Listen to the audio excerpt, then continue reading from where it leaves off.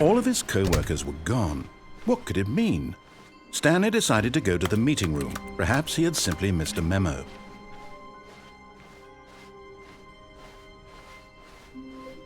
When Stanley came to a set of 2 open doors, he entered the door on his left.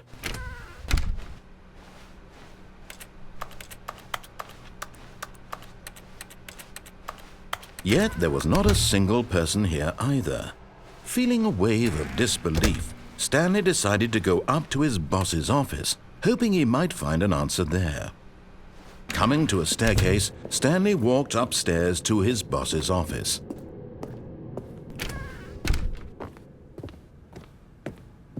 Stepping into his manager's office, Stanley was once again stunned to discover not an indication of any human life. Shocked, unraveled, Stanley wondered in disbelief who orchestrated this. What dark secret was being held from him? What he could not have known was that the keypad behind the boss's desk guarded the terrible truth that his boss had been keeping from him. And so the boss had assigned it an extra secret PIN number. 284. Stanley was in such a rush to get through the story as quickly as possible, he didn't even have a single minute to just let the narrator talk. That kind of anxiety isn't healthy, so he relaxed for a few moments with some calming New Age music.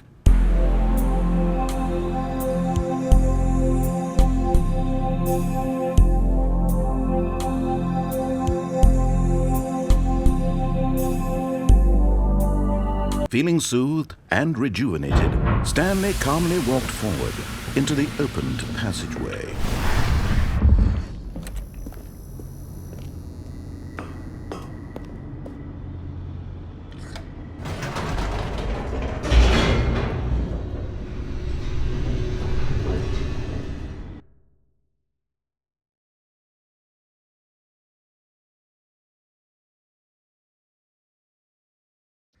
Descending deeper into the building, Stanley realized he felt a bit peculiar.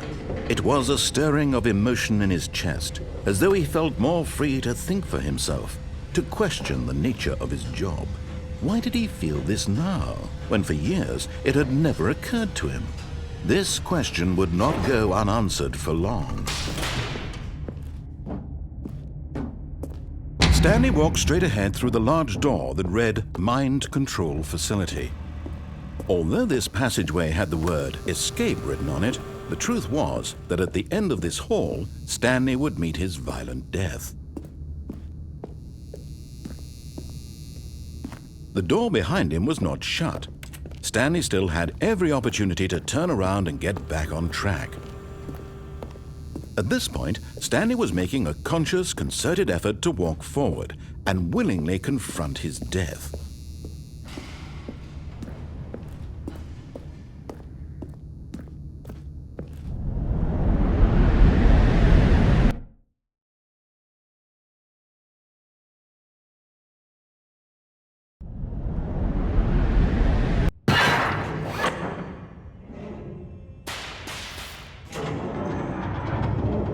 As the machine whirred into motion and Stanley was inched closer and closer to his demise, he reflected that his life had been of no consequence whatsoever. Stanley can't see the bigger picture. He doesn't know the real story, trapped forever in his narrow vision of what this world is. Perhaps his death was of no great loss, like plucking the eyeballs from a blind man. And so he resigned and willingly accepted this violent end to his brief and shallow life. Farewell, Stanley.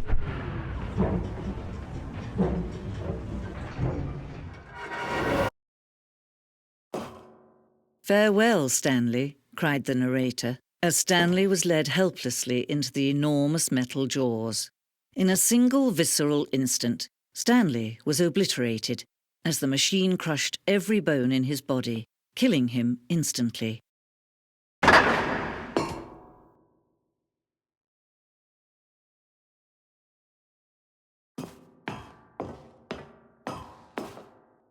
And yet it would be just a few minutes before Stanley would restart the game, back in his office, as alive as ever. What exactly did the narrator think he was going to accomplish? When every path you can walk has been created for you long in advance, death becomes meaningless, making life the same. Do you see now? Do you see that Stanley was already dead from the moment he hit start?